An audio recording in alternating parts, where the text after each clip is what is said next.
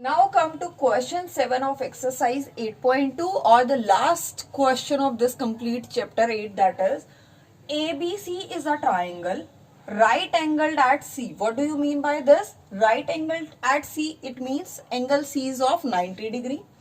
A line through the midpoint M of hypotenuse AB and parallel to BC intersects AC at D. Show that there are three parts that we have to show. First part is D is midpoint of AC. Second is MD is parallel to AC. And third is CM is equal to MA is equal to half of AB. So first of all, we are drawing the figure. Figure is ABC is a right angled triangle and right angled at E. It means one angle is of 90 degree and this is at point C. Now this is, you can say A, B, C, and this is of 90 degree. Now a line through the midpoint, name of midpoint is M, midpoint of hypotenuse AB. This is the hypotenuse of this right angle triangle and I am taking the midpoint here. M is the midpoint, it means AM is equal to BM. Now this line and parallel to BC. Where is BC? BC is this line. It means we have to draw a line from M that is parallel to BC. That means this line will be of this shape. Now this line intersects AC at D. This point is D.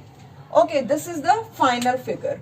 First point is we have to show that D is the midpoint of AC. Now tell me fast which theorem will be applied here. Either midpoint theorem or converse of midpoint theorem. Very good, converse. Why? Because we have to show that D is the midpoint of AC, and when we have to show that D is the midpoint of any one side of triangle, we need two things. First, one point will be the midpoint of any one side, and second thing is one line will be parallel to second line. So solution is first part. For proving first part, we are going to take triangle ABC. In triangle ABC, first of all, given is M is midpoint of AB. It is given. Then MD is parallel to BC. It is also given. It implies by converse of midpoint theorem, can we say D is midpoint of AC? Hence, first part is done by converse of just midpoint theorem. Come to second part. Second part is MD is parallel to perpendicular to AC. MD is this line and AC is this line. We have to show that this line is perpendicular on this line. It means we have to show that this angle is of 90 degree. Now tell me which concept can be applied here. Are you able to see that these two lines are parallel? MD is parallel to BC, it is given, and DC is a transversal line. So this angle will be equal to this angle by corresponding angle. So for second part, you can say as MD is parallel to BC, it is given, and DC is a transversal line. Therefore, angle ADM will be equal to angle ACB, and ACB is, it implies angle ADM is equal to ACM. Value of ACM is 90 degree. So yes, if angle ADM is 90 degree, it implies MD is perpendicular on AC. Got it? Or you can apply MD is perpendicular, MD and BC are parallel. So this angle plus this angle will be a 180 degree co-interior angle. This angle is 90, it means this angle is 90. And if this angle is 90, it means MD is perpendicular on AC. Now come to third part. Third part is we have to show CM is equal to MA is equal to half of AB. CM is equal to MA is equal to half of AB.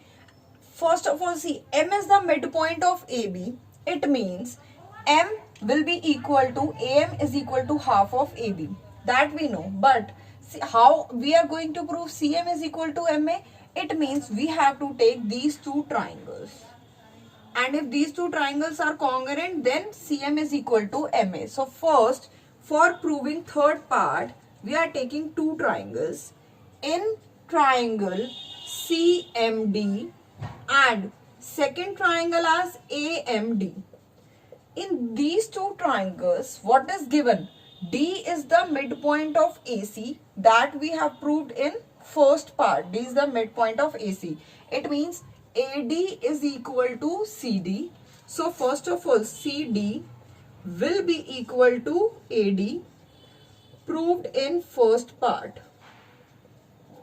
Second thing is, this angle is 90 and this angle is also 90 degree bilinear pair. So you can say angle CDM is equal to ADM, both 90 degree. Then DM is equal to DM common. DM is equal to DM common. So which rule will be applied here? By side angle side. So you can say by SAS congruency rule, triangle CMD is congruent to triangle AMD. And if these two triangles are congruent, it means their corresponding parts are equal. That is, CM is equal to AM. It implies CM is equal to AM by CP/CT. But we have to prove that CM is equal to MA is equal to half of AB. We have reached up to here. Now see, CM is equal to AM by CP/CT, but M is the midpoint of AB. That is, MA is equal to half of AB. So